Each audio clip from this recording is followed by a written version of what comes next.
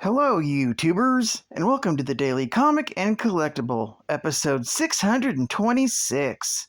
Now today, the collectible of the day is the Hasbro Toys Marvel Legends series, San Diego Comic-Con 2016 exclusive, the Collector's Vault 5-pack box set. This San Diego Comic-Con 2016 exclusive box set includes the galaxy's most impressive museum of intergalactic oddities and entities inside the collector's vault. Filled with living exhibits and ancient artifacts, the collector's vault is an ever-evolving tribute to the life of curiosity, exploration, and intrigue, all while discovering the universe's most bizarre and otherworldly treasures. This 3.75-inch, 5-figure collection of Marvel Legends figures includes 5 of the most mysterious and distinct figures and artifacts in the Marvel Universe, including the Collector, Howard the Duck, and more. With the Collector's Vault, collectors of all ages can imagine their own museum of interstellar wonders. This themed package sets the scene for the rare chance to lay eyes on the Collector's Vault box contents. Contents include the Collector, Howard the Duck, Cosmo, Lockjaw, Moon Boy, plus the Zodiac Key, the Casket of Ancient Winters, and the Wand of Watum. This box set was released in 2016 by Hasbro Toys. Now, the comic of the day is Marvel Team Up Annual Volume 1, Issue Number 7, with a cover date of October 1984, with story by Louise Simonson, art by Paul Neary, and cover by Paul Neary and John Byrne. This story is titled The Collected Spider-Man. The story opens with Peter at the Daily Bugle to sell photos of Spider-Man battling the criminal known as the Answer. Robertson accepts the photos, but again asks him to focus on subjects other than Spider-Man. Peter goes to the roof to get some fresh air and to think. It seems like everything in his life is changing lately, including his suit. That's when he's joined by the Black Cat, and the couple playfully leap across the rooftops of Manhattan. Meanwhile, the Collector has returned to Earth after detecting a surviving Plodex on the planet. As he scans for life forms, he discovers a Technarch and decides to leave as soon as possible. Among other beings, he also discovers Spider-Man, an unexpected discovery.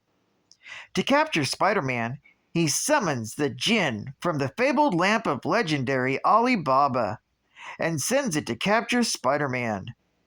Taken back to the ship, Spidey learns he's to be added to the Elder's collection. Before being imprisoned in the Pearl of Great Price, he learns the Collector is also after Marina of Alpha Flight, a member of the Plodex race. Meanwhile, Marina is swimming through the ocean when suddenly the Jinn appears and teleports her back to the ship. However, she manages to activate her distress signal just in the nick of time. Seeing the Plodex in distress, the Elder summons Snake Eyes, a Xanthian boulder crusher, to use its hypnotic powers to subdue her. Now with the exhibits under control, he plans his trip to Sirius 5. However, by this point, Spider-Man has broken free from the clam and intends to throw a spanner in the Collector's works. Meanwhile, Aurora, Northstar, Puck, and Sasquatch of Alpha Flight picked up the distress signal and are currently tracking it. Snowbird stayed behind, as her powers are limited within the country of Canada, and Shaman stayed behind with her. Meanwhile, back on board the Collector's ship, Spider-Man attempts to battle the Collector, but the Elder of the Universe is able to avoid him on a flying carpet. When the wall crawler tries to escape with Marina, he's incapacitated by Venusian shock flies. As the members of Alpha Flight land on the Collector's ship, the Collector reveals to Marina and Spider-Man the origins of the Plodex. They're a race of aggressive colonists who take over entire worlds by sending thousands of eggs to a given planet. When the Plodex hatchlings emerge from their eggs, they take on a genetic template of the dominant species in order to conquer it. He's surprised that Marina is a combination of human and aquatic life. Still, he intends to make her part of his collection, showing her the various other Plodex he collected from other alien worlds. As he prepares to freeze Marina to add to his collection, Spider-Man struggles to break free. That's when the other members of Alpha Flight come crashing into the ship. At first, they don't recognize Spider-Man in his new costume, but Sasquatch quickly recognizes the hero.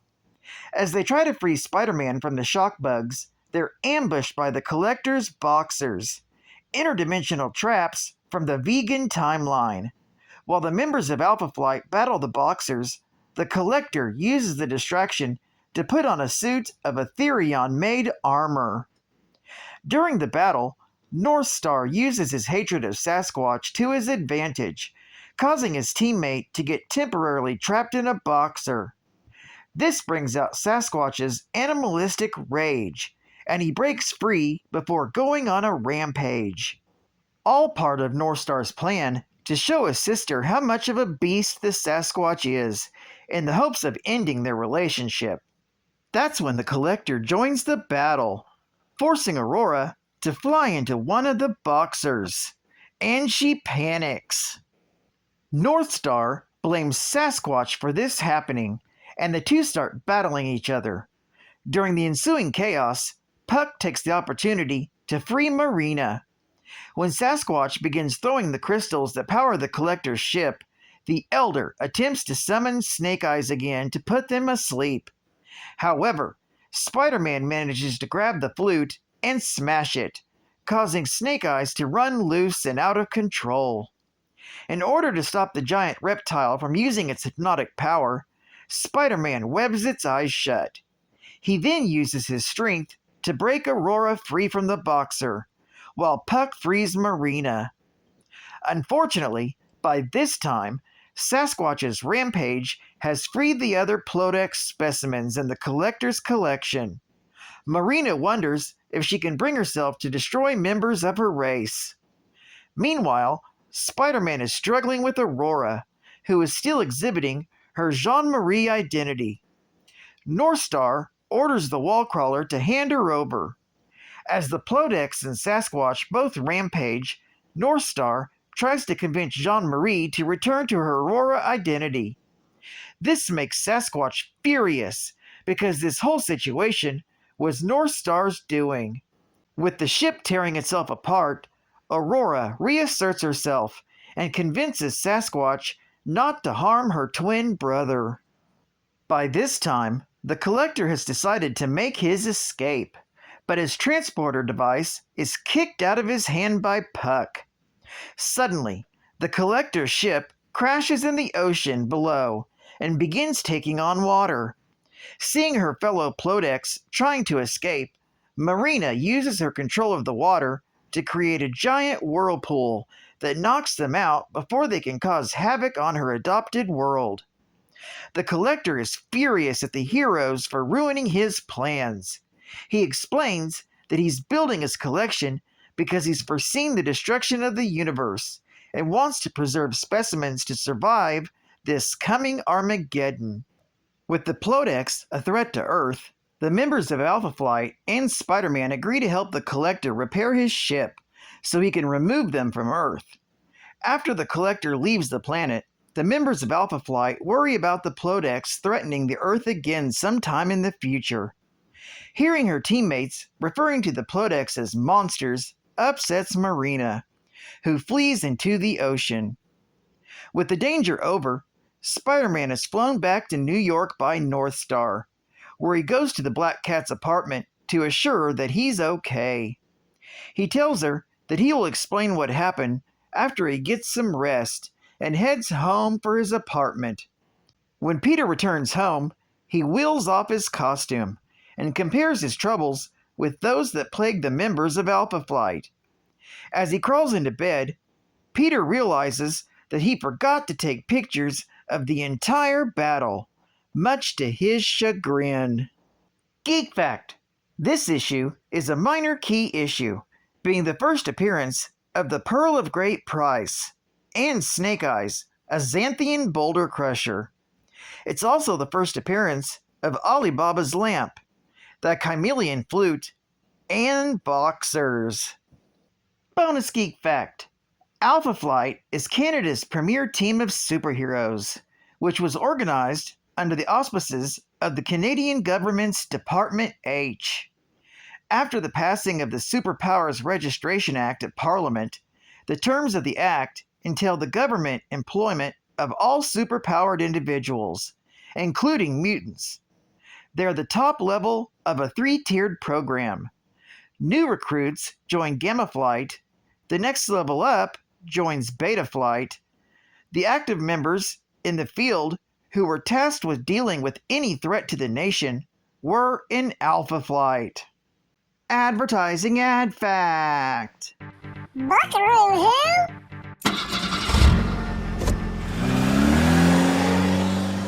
The designer and driver of the jet car, a vehicle able to roar unharmed through solid matter. Buckaroo who? An expert in martial arts, particle physics, and fluent in a dozen languages. Cream of some guy. Buckaroo who? An extraordinary brain surgeon. Buckaroo who?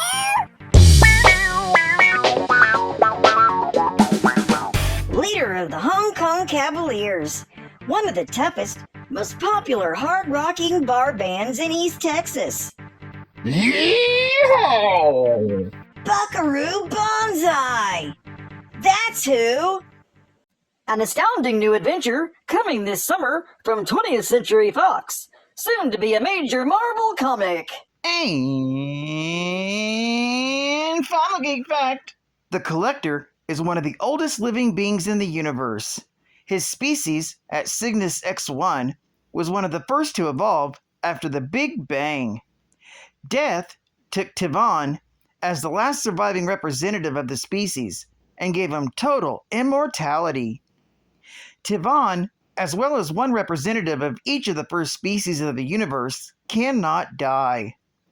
These people have associated among themselves to create the Elders of the Universe. As they are relatively few, they call each other brother or sister. Tivan spent the first millennia of his existence with his wife, Matani, and daughter, Karina, on a planet he chose as his headquarters. Karina eventually reached maturity and left them. After this, Matani died due to mysterious causes. Tivan could not explain Matani's death, as he thought she too was immortal. He eventually understood that a factor in an elder's immortality was the will to live, and that Matani had lost hers. Tivan then decided he would not suffer the same fate, and looked for a goal in which he could dedicate his life.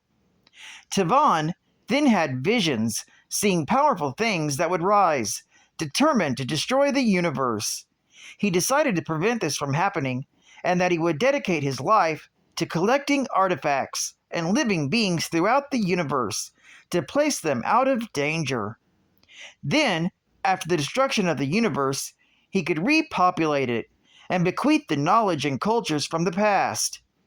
He built a great spaceship and began his work, stopping on every world to collect a sample of its greatest achievements, as well as living representatives of each of their life forms. Well, I'd like to thank you for joining me for another Daily Comic and Collectible, and I hope to see you again Friday. This is Cut Fan Comics Man, and I'll catch you on the flip. Over and out.